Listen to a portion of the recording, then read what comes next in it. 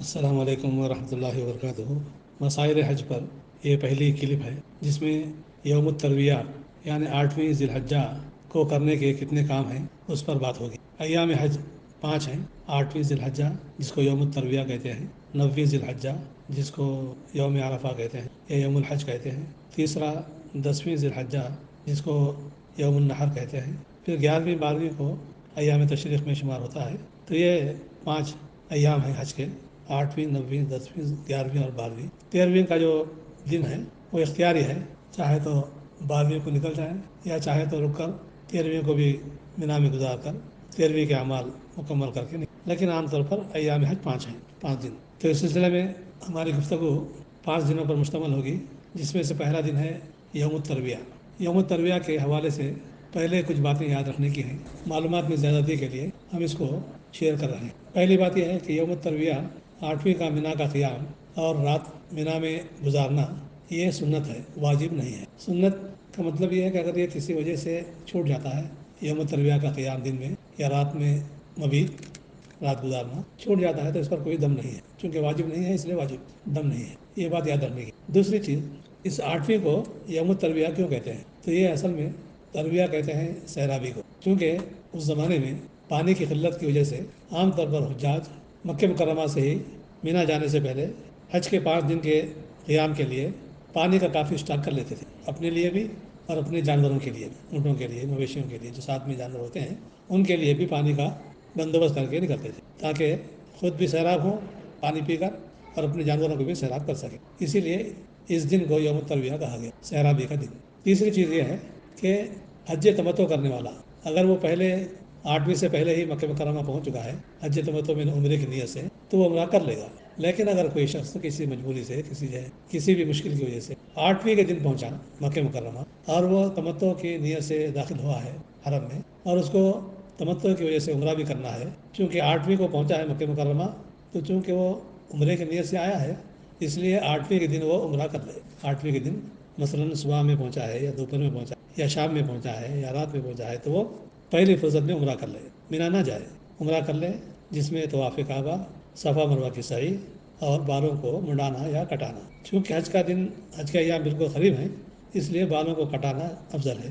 بالوں کو کٹا کر احرام کھول دے نہا دھو کر، پھر فوراً جو ہے اپنے بدن پر خوشبو وغیرہ مل کر پھر حج کا احرام پہن لے۔ حج کا احرام پہن کر جو ہے 8ویں کو ہی، چونکہ وہ مکے میں ہے عمرہ کرنے کے لیے رکا ہوا ہے، تو وہ پھر کبھی بھی دن میں ہو یا رات میں ہو 8ویں کی حج کا احرام پہن کر نیت کر لے۔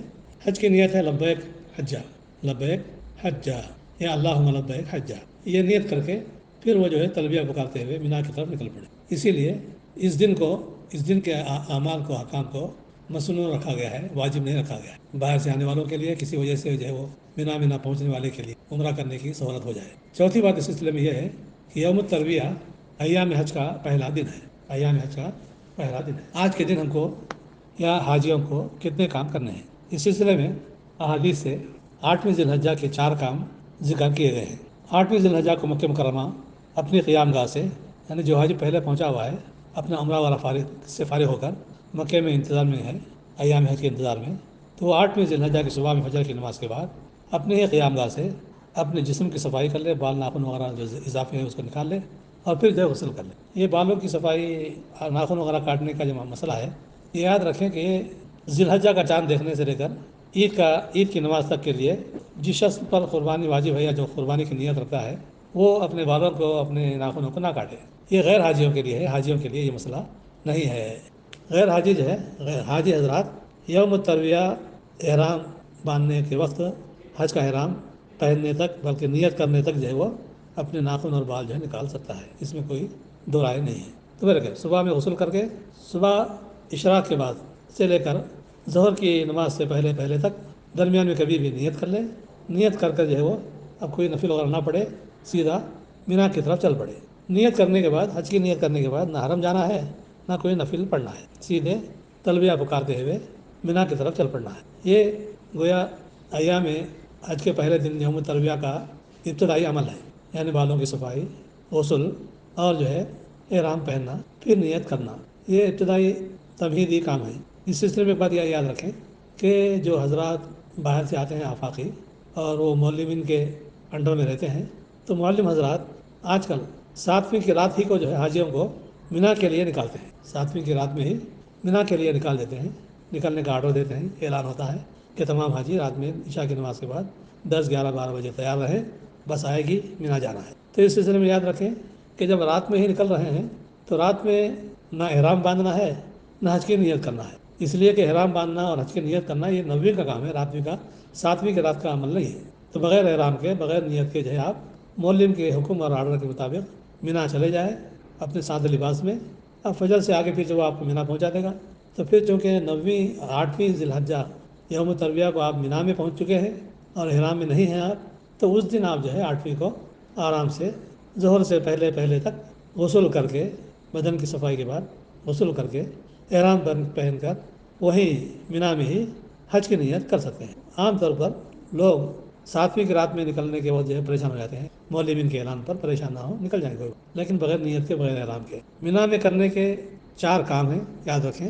پہلا یہ ہے کہ ظہر سے پہلے پہنچ کر ظہر کی نماز ظہر کے وقت میں 2 رکعت قصر سے پڑھیں، بغیر جمع کے۔ عصر کے وقت عصر میں 2 رکعت پڑھیں، اور مغرب میں 3 رکعت پڑھیں، عشاء میں 2 رکعت پڑھیں، اور پھر 9ویں کی فجر میں 2 رکعت سنت 2 رکعت فرض پڑھ لیں۔ یعنی 5 نمازیں مینا میں پڑھنا مسنون ہے، 8ویں کی ظہر عصر مغرب عشاء اور 9ویں کی فجر، یہ مسنون ہے۔ یہ پہلا کام ہے 8ویں کو کرنے کا۔ 8ویں کے دن دوسرا کام، یہ جو نمازیں پڑھے ہیں آپ ظہر عصر مغرب عشاء، 4 رکعت والی نمازوں کو 2 رکعت قصر کر کے پڑھیں، اور 2 نمازوں کو جمع نہ کریں، یعنی ظہر کی نماز کے بعد عصر، یا عصر کی نماز کے ساتھ ظہر پہلے جمع تقدیم جمع تاخیر، یا مغرب کے وقت عشاء یا عشاء کے وقت مغرب، یعنی 2 نمازوں کو جمع کرنا جائز نہیں ہے۔ ہر نماز اپنے وقت پر پڑھی جائے گی، 4 رکعت والی نماز 2 رکعت کے ساتھ، مغرب اور فجر جو ہے 2 اور 3 رکعت کے ساتھ۔ یہ دوسرا کام ہے۔ تیسرا کام یوم الترویہ کا، مسافروں کے لیے سنتیں معاف ہیں۔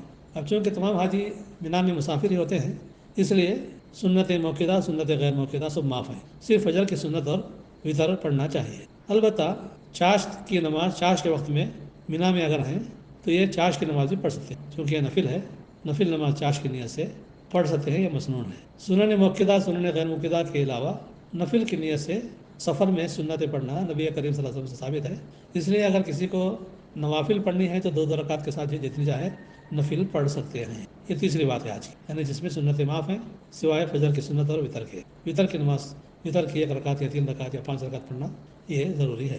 چوتھا کام آج کے کرنے کا، یعنی جب مینا پہنچ گئے ہیں اور نمازوں کے وقت میں نمازیں پڑھنے کے بعد جتنا وقت بچتا ہے، جتنا فارغ وقت ملتا ہے، اس میں بکثرت تلبیہ پکارتے رہیں۔ نمازوں کے علاوہ تمام اوقات میں کثرت سے تلبیہ پکاریں۔ میں لفظ کثرت استعمال کر رہا ہوں، کثرت کا مطلب یہ ہے کہ زیادہ سے زیادہ تلبیہ پڑھیں۔ اور دوسرا ذکر ہے اس میں سبحان اللہ والحمد للہ ولا الہ الا اللہ واللہ اکبر ولا حول ولا قوۃ الا باللہ، یہ ذکر بھی جو ہے کثرت سے کریں۔ یہ ذکر 5 کلموں کا سبحان اللہ والحمد للہ ولا الہ الا اللہ واللہ اکبر ولا حول ولا قوۃ، اس کو بھی کثرت سے پڑھتے رہیں۔ اور اس کے بعد کثرت سے قرآن کریم کی تلاوت بھی کریں۔ قرآن کریم کی تلاوت کے لیے حاجیوں کو چاہیے کہ وہ اپنا ٹارگٹ بنائیں، قرآن کی تلاوت کا ایک ٹارگٹ بنائیں کہ مجھے ہر دن اتنے پارے پڑھنا ہی پڑھنا ہے، ہر دن اتنے پارے پڑھنا ہی پڑھنا ہے۔ اس کے لیے بہتر یہ ہے کہ آپ ایام حج کے 5 دنوں میں قرآن کریم کے پورے 30 پاروں کو 5 میں تقسیم کر کے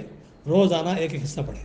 آپ کا جو ہے آخری دن چاہے وہ 12ویں کا ہو یا 13ویں کا ہو، پورا ایک قرآن جو ہے درمیان میں ختم ہو جائے۔ یہ ٹارگٹ اگر آپ بنائیں گے تو ضرور بضرور جو ہے قرآن ختم ہو جائے حج کے ایام میں۔ اس کے پہلے جتنے دن آپ کے ملے ہیں مینا آنے سے پہلے، قیام مکہ میں یا قیام مدینہ، وہاں بھی ٹارگٹ رکھیں کہ جتنے دن آپ جہاں قیام کر رہے ہیں اس میں بھی جو ہے قرآن کریم کو کثرت سے پڑھنے کی، بلکہ قرآن کریم کو ختم کرنے کی کوشش۔ اس طرح آپ کے پورے ایام سفر حج میں 1 2 3 4 قرآن ختم ہونی چاہیے۔ یہ کثرت قرآن کی تلاوت، قرآن کریم کی کثرت سے تلاوت جو ہے، یہ اذکر اللہ ذکرا کثیرا میں آتا ہے کہ اللہ کو کثرت سے یاد کرو، اللہ کا ذکر کثرت سے کرو۔ ذکر کے لگے بندے جو الفاظ ہیں سبحان اللہ، استغفر اللہ وغیرہ، دعائیں وغیرہ، اس میں قرآن کریم سب سے افضل ذکر، افضل الذکر تلاوت القرآن۔ اس کے علاوہ دعاؤں کا اہتمام، نماز سے آگے پیچھے جب بھی فرصت ملے بیٹھ کر جو ہے دعا کریں، ہاتھ اٹھا یا بغیر ہاتھ اٹھا کے دعا کریں۔ تو یاد رکھیں فارغ اوقات میں آپ کو تلبیہ پکارنا ہے، فارغ اوقات میں آپ کو سبحان اللہ والحمد للہ ولا الہ الا اللہ واللہ اکبر ولا حول ولا قوۃ الا باللہ کی کثرت سے